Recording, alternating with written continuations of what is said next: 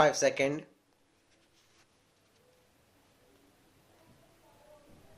Start.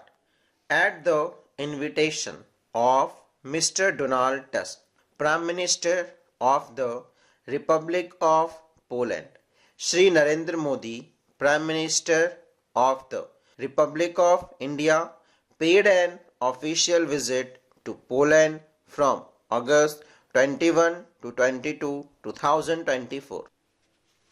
The historic visit came as both nations celebrate the 70th anniversary of their diplomatic relations, recognizing their long-standing ties, reaffirming the deep-rooted bonds of friendship between their countries and peoples, and commitment to realizing the full potential of their ties. The two leaders decided to elevate India-Poland bilateral relation to the level of a strategic partnership.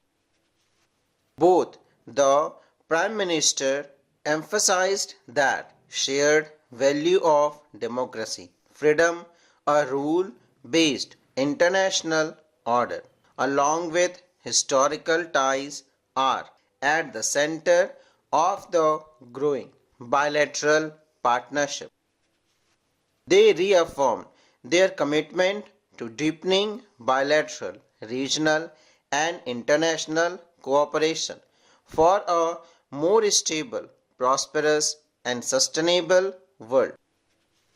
Both leaders stressed the need to maintain regular high-level contacts to strengthen bilateral political dialogue and develop mutually beneficial initiatives. The leaders agreed to further intensify bilateral economic relations, stimulate trade and investment, and explore new mutually beneficial areas of cooperation. In this regard, they agreed to fully utilize the Joint Commission for Economic Cooperation. The leaders also agreed that efforts should be made to balance bilateral trade and expand the trade basket. Both leaders acknowledged the growing importance of expanding economic cooperation in sectors such as technology, agriculture, connectivity, mining, energy, and environment. Acknowledging the critical role of digitalization in economic and social development, both sides agreed to bolster bilateral cooperation in the field, including in cybersecurity, to enhance stability and trust between the two countries. The Prime Minister emphasized the importance of connectivity between two countries and respective regions. They welcomed the commencement of direct flight connections between the two countries and stressed the need for a further increase of direct flight connections to new destinations in both countries. Both sides underlined the importance of strengthening maritime cooperation and the potency of infrastructure corridors. The two leaders underscored that as the world's two largest democracies, the EU and India have a common interest in ensuring security, prosperity, and sustainability development in a multipolar world. They reaffirmed their commitment to deepen India-EU strategy partnership, which would not only benefit both sides but also have a far-reaching positive impact globally. The two prime ministers expressed their commitment to peace and rule-based international orders with the UN Charter at its core and agreed that cooperation in the sphere of security in the multiple dimension is vital during serious conflict and tensions in various regions of the world.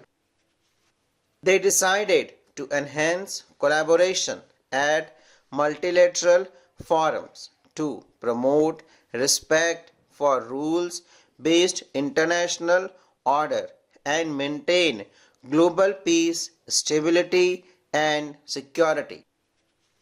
Both sides recognize the need to strengthen and deepen cooperation in the defense sector. They reiterated the need for comprehensive, lasting peace in line with international law, consistent with the prosperous and principles of UN Charter, including respect for sovereignty and territorial integrity.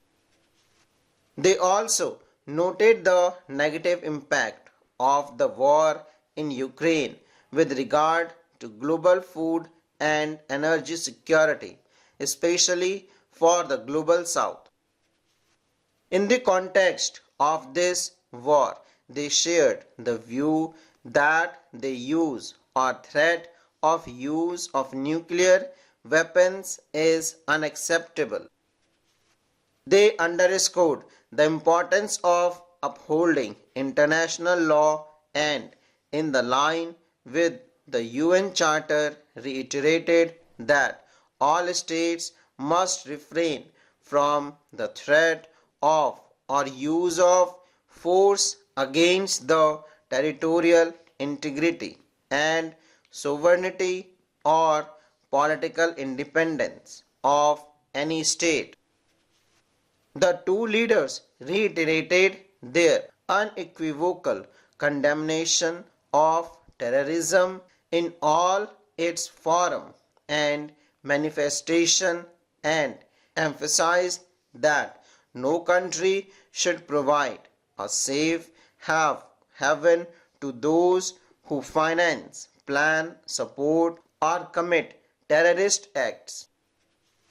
Both sides stress the need for firm implementation of relevant resolution of the UN Security Council, the UN General Assembly, as well as the implementation of the UN Global Counterterrorism Strategy.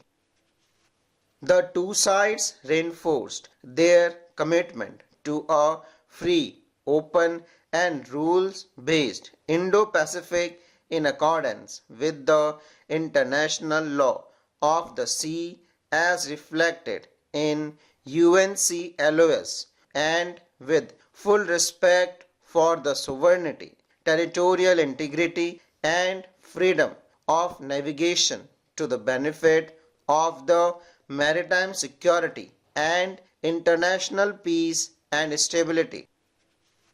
Recognizing the significant challenges posed by climate change, both leaders agreed on the importance of cooperation in climate action initiative.